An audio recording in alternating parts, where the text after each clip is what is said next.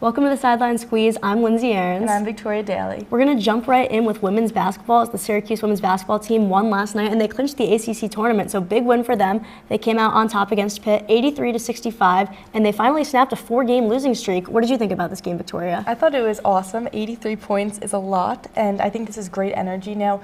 You know, one last game on Sunday versus Boston College and then ACC tournament play coming up. So I think that was good momentum, you know, a good win to try and end the season. And now that they clinched, it's like, wow.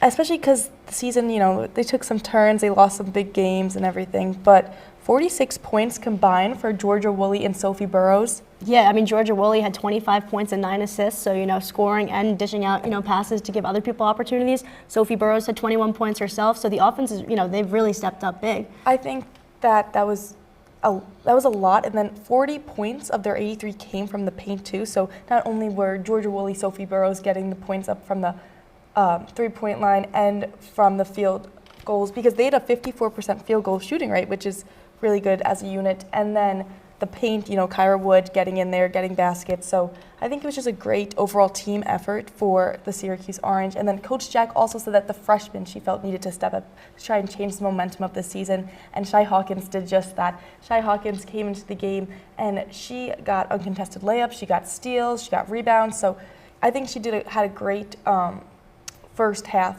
for the Orange. I agree, and you know, the Orange play Boston College on Sunday, so while they're already in the ACC tournament, a win would give them a higher seed in the tournament, so definitely hoping for that. And now let's jump over to the men's side of things. The men also won they won this week. They beat NC State 74-60. They broke their 2-game losing streak, so glad that both teams are finally bouncing back after having, you know, rough start to the season, but they can still qualify for the ACC tournament. They just got to, you know, win these upcoming games. Yeah, win out, I would say, and hope for the best. But I think they had a lot of scorers for that game. JJ Starling with 17 points, Eddie Lampkin with 14 points, Shahir Davis 15 points. So you had a lot of different scorers for the men's team, especially in the first half. They had 8 different scorers. Yeah, agreed. And Eddie Lampkin, he had a double-double in this game, 14 points and 14 rebounds. So definitely, you know, seeing his impact on this game, I think that'll be important that he steps up if we want to, you know, win the upcoming games this week. And similar to the women, the men had a lot of points in the paint too. They dominated in the paint with 46 points, or they outscored NC State 46 points in the paint to 22.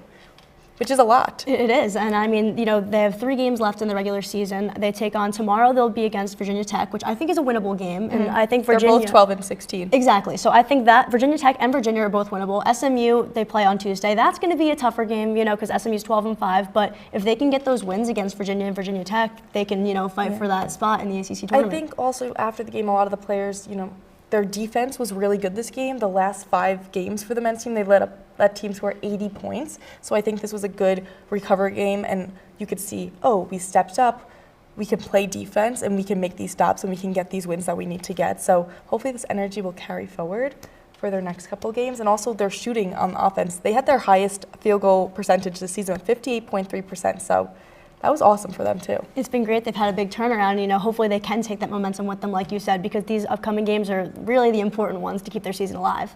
Yeah, but there's a lot more basketball coming up next week before the ACC tournament, so be sure to tune in next week for more updates on the women heading into the ACC tournament and if our men's Syracuse basketball team makes it. And unfortunately, we're not going to be covering it because we're going on spring break, so, you know, we won't be able to keep you updated, but hopefully we'll have, you know, some results when we come back from break, and we'll see you then. So thank you for tuning in. I'm Lindsay And I'm Victoria Daly.